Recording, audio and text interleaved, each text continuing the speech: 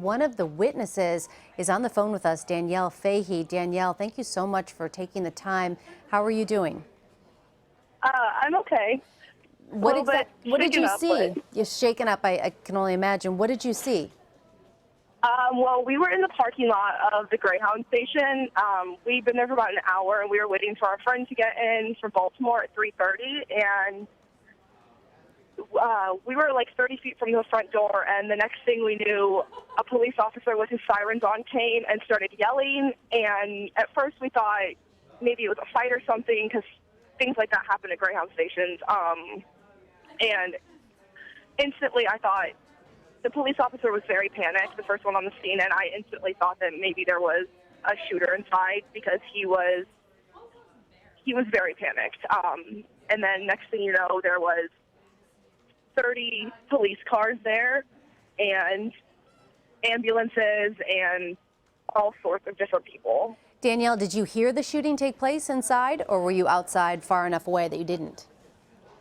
Well, we weren't far enough away. I mean, we were right outside of the front door, but we didn't hear anything from the minute it started to the end. And we had the car off, windows down, and no music on, and we didn't hear anything. So that's why we were so confused when the police officer got there.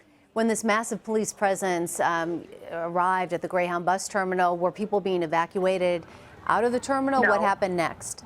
No, no one left the terminal at all. I saw the police officers were the only ones coming in and out. No one ran, nothing. At one point, there was a little boy that was taken out. He was about 13. I'm not sure why he was taken out, but he was the only person that I saw leave the Greyhound station aside from a police officer the entire time. And so what did you do when everybody started descending on the Greyhound bus terminal? We rolled the windows up and stayed put. There were people outside of the Greyhound station that were sitting waiting for a ride, and they told them to just stay where they were. So they stayed there, and so we weren't sure if pulling out was going to cause a big scene or what, so we just rolled the windows up and stayed there. When did you know that the scene was clear? Well, we had police officers coming over to us.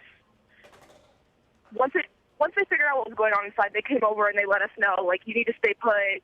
It might be a little bit. And then a detective came over and got our information and said the police might be calling you. But if you need to leave, you're good to go. Did you see any of the suspects? Did you see any of the people that were injured being taken out on the through the ambulance or anything? We saw 4 people come out of the building. The first person we saw was the trooper, and he had blood all over his head. And we didn't know who he was at the time or anything about him, but just from looking at him, we could tell that he was dead, or at least very close to it. And then we saw a female come out and 2 other men in the span of like 25, 30 minutes. Danielle, how frightened were you sitting in your car right outside? It was terrifying. I was supposed to be on a Greyhound bus that got into the terminal at 2:30 today, which is exactly when this started.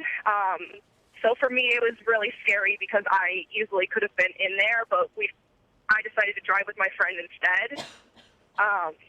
So that was probably what scared me the most. And my parents didn't know that I was in Richmond, so I immediately called them and told them what was going on. It was both of us. We started crying when we saw him with the blood all over. We instantly started crying, and it was very scary. A terrible situation for you, indeed. Danielle Fahey, thank you so much. An eyewitness to the scene that unfolded there about an hour and a half ago inside the Greyhound bus terminal, where the shooting took place, injuring 4 people. 2 people are dead, including the suspect and a Virginia State trooper.